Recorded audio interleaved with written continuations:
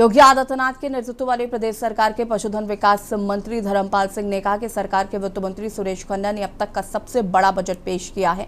Budget ने साबित कर दिया है कि सरकार बिना भेदभाव के सभी को समान अवसर उपलब्ध करा रही है, क्योंकि बजट में सबका ध्यान रखते हुए प्रावधान किए गए हैं। बजट में गौ संरक्षण के लिए यूपी सरकार ने गौशालाओं के विकास पर जोर दिया है।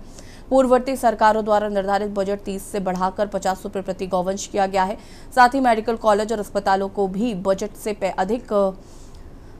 को भी पहले से अधिक बजट दिया गया है। इसलिए मुद्दा ही विहीन विपक्ष इस बार भी शिगुफेबाजी में सफल नहीं हो सकेगा।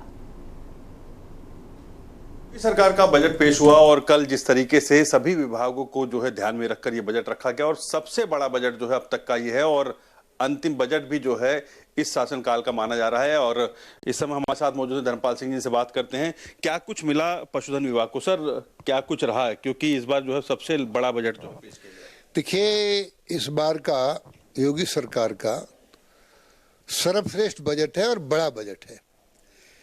खेती और पशु एक दूसरे के पूरक हैं। खेती है तो पशु है और पशु है तो खेती है, दोनों एक दूसरे के पूरक हैं। खेती का, कृषि का विशेष ध्यान रखा गया, इसके साथ साथ पशुओं का भी विशेष ध्यान रखा गया।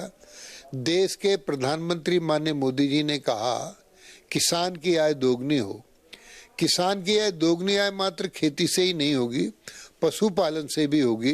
तो इसलिए योगी सरकार में खेती के साथ साथ पशुपालन को बहुत अच्छा बजट आवंटित किया गया है। वृद्ध गौ संरक्षण केंद्र को 1,80,00,000 के लिए दिया गया है और ये तमाम अभी उत्तर प्रदेश में 7,500 वृद्ध गौ संरक्षण केंद्रों का निर्माण हो चुका है, जिसमें 12.5 लाख गाय संरक्षित हैं और एक दिन का खर्चा इस एक गौ केंद्र का लगभग एक गाय पर लगभग 8 करोड़ खर्चा 12.5 लाख गायों पर होता है। तो इस तरीके से दवाओं के लिए एक अच्छी व्यवस्था की गई है। अस्पताल का भी अच्छा निर्माण किया गया, हम पॉलीक्लिनिक इत्यादि भी हम बना रहे हैं। तो इस तरीके से नस्ल सुधार पर भी, ताकि देसी गाय का दूध अमृत है, ये नस्ल सुधार हो जाए तो दूध की गुणवत्ता तो देसी गाय की ही रहेगी, अमृत की ही रहेगी, लेकिन नस्ल सुधार में दूध का उत्पादन बढ़ जाएगा। इससे किसान गाय छोड़ेगा नहीं, पालेगा। वहीं अगर बात की जाए कि विपक्ष जो है लगातार आपके विभाग को अक्सर टारगेट करता रहता है, इस बार भी कह रहा है कि जो है इतने जो है निराश्रित गोवंश जो है घूम रहे हैं सड़कों पर तमाम जो है, और जो है सरकार कुछ नहीं कर पा रही। पिछली बार भी ये मुद्दा बना था चुनाव के दौरान। जी, पिछली बार मुद्दा तो नहीं बन पाया था, क्योंकि हमने बड़ी गौशालाएं बनाकर निराश्रित गोवंश को संरक्षित करने का काम किया था।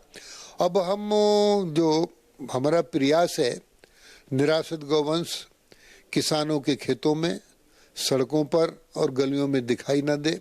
हम इसके गले में रेडियम बेल्ट भी बांध रहे हैं, ताकि पशु भी एक्सीडेंट से बचे और मनुष्यों को भी दुर्घटना से निजात मिलेगी। साथ ही साथ हम बड़ी बड़ी गौशालाएं 1,80,00,000 की गौशालाएं बना रहे हैं, जिसमें लगभग 400 गाय संरक्षित की जाएंगी। तो अब वो इस बजट में निराश्रित गायों को, गौ संरक्षण को संरक्षित करने के लिए, बड़ी गौशालाएं बनाने के लिए, अस्पताल के उनके इलाज के लिए, अच्छे अस्पतालों के निर्माण के लिए, अच्छा दवाओं का प्रबंध करने के लिए, पशुओं की नस्ल सुधार के लिए भी और दूध की उत्पादकता बढ़ाने के लिए भी इस बजट में बजट आवंटित किया गया है। इससे उत्तर प्रदेश की $1 ट्रिलियन इकोनॉमी में पशुपालन से बढ़ोतरी मिलेगी। धन्यवाद। तो ये थे धर्मपाल सिंह ने साफ तौर पर बोला कि देश और प्रदेश का विकास तभी हो सकता है जब किसानों की आय दुगनी हो, और किसानों की आय दुगनी करने के लिए सरकार लगातार प्रयास कर रही है। और इस बार भी जो बजट रहा उसमें भारी भरकम बजट जो है वो पशुधन को दिया गया है, और किसानों का जो है कृषि के साथ साथ पशुधन भी जो है एक मुख्य व्यापार है और मुख्य जो है उनकी आय का सोर्स है, ताकि जो है उनकी आय और बढ़े और किसान भी समृद्ध हो। कैमरा आदित्य तिवारी के साथ रामनुज भट्ट, के न्यूज़, लखनऊ।